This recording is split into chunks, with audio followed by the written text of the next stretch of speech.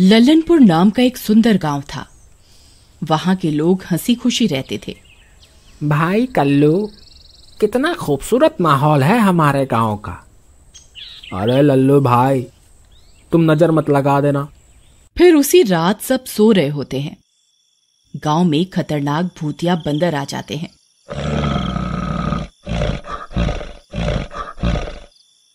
वे पूरे गांव में तबाही मचा देते हैं। अजी सुनती हो, देखो ये क्या बवाल है।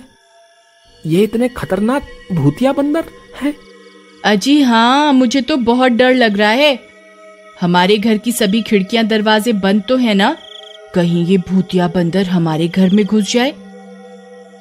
फिर वे दोनों अपनी खिड़की दरवाजे बंद कर देते हैं।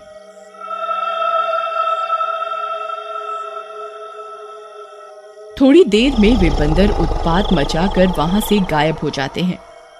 फिर अगली सुबह होने पर पूरे गांव में भूतिया बंदरों की ही बात हो रही थी।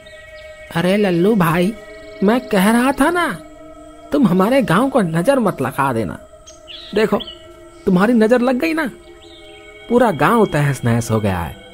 हाँ, मेरी ही तो नजर काली है।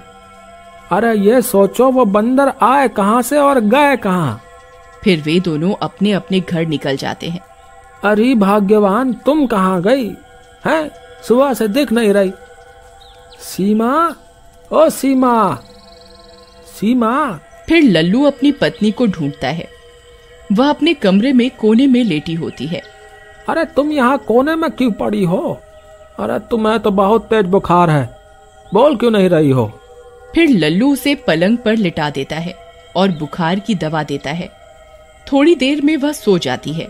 फिर उसी रात इस बार गांव में भूतिया जंगली जानवर आ जाते हैं। भूतिया शेर, भूतिया लोमड़ी, उन सबके मुंह से खून टपक रहा होता है।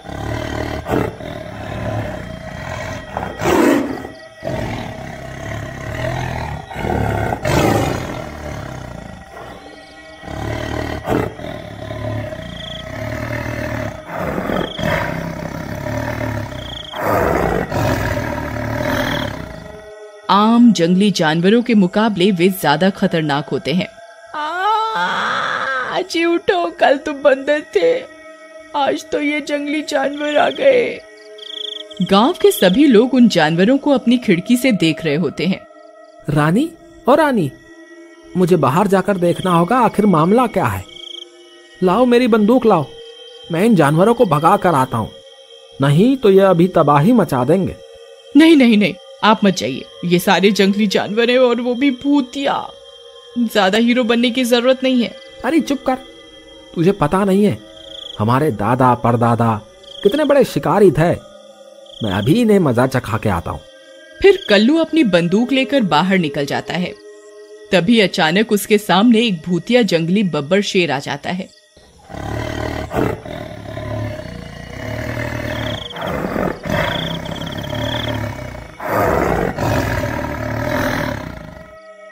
उसे देखकर कल्लू थर-थर कांपने लगता है।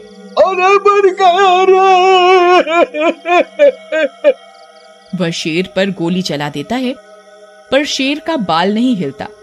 शेर कल्लू के सामने जोर से दहाड़ता है।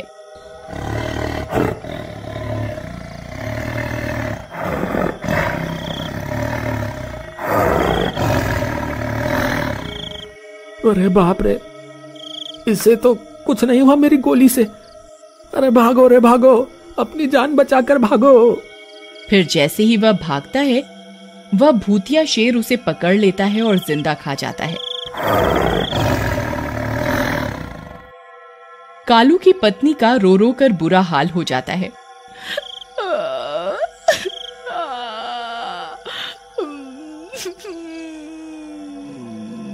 फिर थोड़ी देर में वे सब जानवर गायब हो जाते हैं।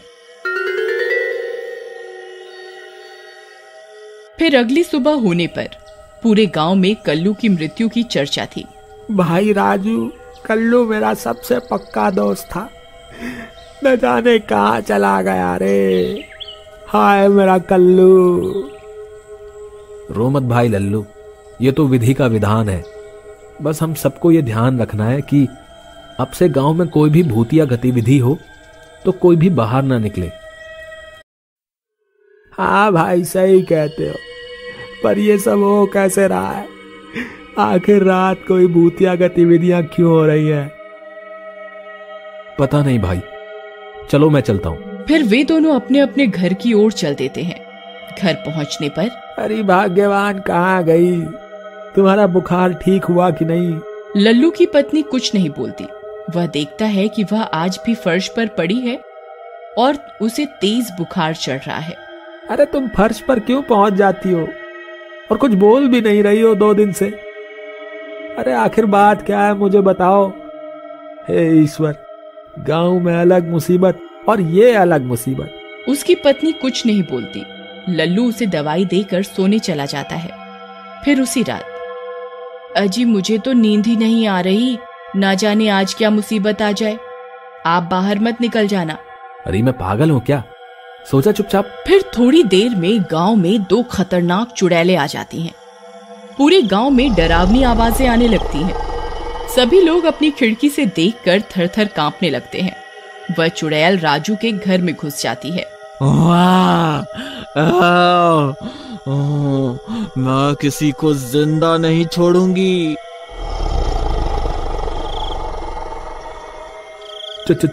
चुड़ैल जी, मैंने क्या बिगाड़ा है आपका? मुझे माफ कर दो। हाँ चुड़ैल जी, हमारी तो शादी भी अभी 6 महीने पहले ही हुई है। आप जो कहेंगी हम करेंगे, बस हमें छोड़ दीजिए। कोई नहीं बचेगा। फिर वह चुड़ैल उन दोनों को मार देती है और एक एक करके गांव के घरों में घुसकर कई लोगों को मार देती है।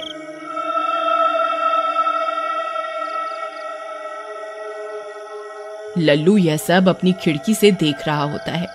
पूरे गांव में तबाही मची है और इसे देखो कैसे घोड़े बेचकर सो रही है। फिर वह चुड़ैलें लल्लू के घर में आ जाती हैं। उन्हें देखते ही लल्लू कांपने लगता है और अपनी पत्नी को जगाता है। उठ रही, अरे उठ, तुझे खा जाएंगी ये डायने। भाग, चल जल्दी भागते हैं। जैसे ही लल्लू की पत्नी की आंख खुलती है, वे दोनों चुड़ैल गायब हो जाती हैं।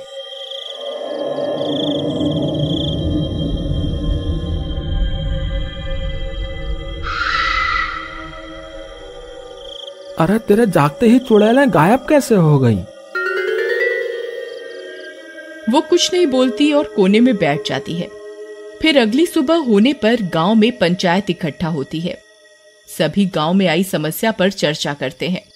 आखिरी बार वो चुड़ैल किसने देखी? मैंने सरपंच जी, पर मेरी पत्नी के जागते ही वो दोनों गायब हो गई। मेरी पत्नी भी जब से ये सब चालू हुआ है अजीबोगरीब हरकतें कर रही है। कुछ बोलती नहीं, लेटी बैठी रहती है। हो सकता है तुम्हारी पत्नी से इस सब का कोई कनेक्शन हो। तुम उसे यहां लाओ। फिर लल्लू उसे पंचायत में लेकर आता है। बोलो सीमा, आखिर बात क्या है? अगर तुम्हें कुछ पता है तो बताओ, ये पूरे गांव का सवाल है। सरपंच जी,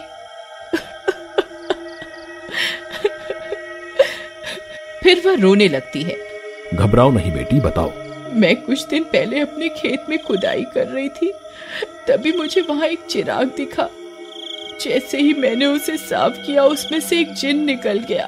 बोलो मेरे आका, क्या हुक्म है आपका?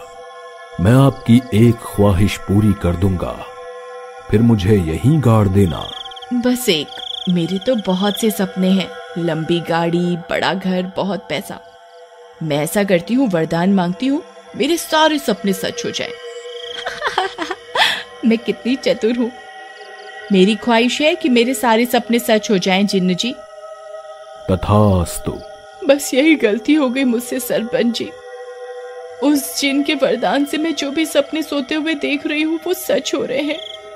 3 दिन से गांव में जो भी हो रहा है वह सब मेरे सपने में आता है, पर मैं उसे अपनी खुली आंखों के सपने पूरे करने का वरदान मांगा था। सब उल्टा हो गया सरपंच जी। कोई बात नहीं, तुम्हें अपनी गलती का एहसास हो गया, यही बहुत है।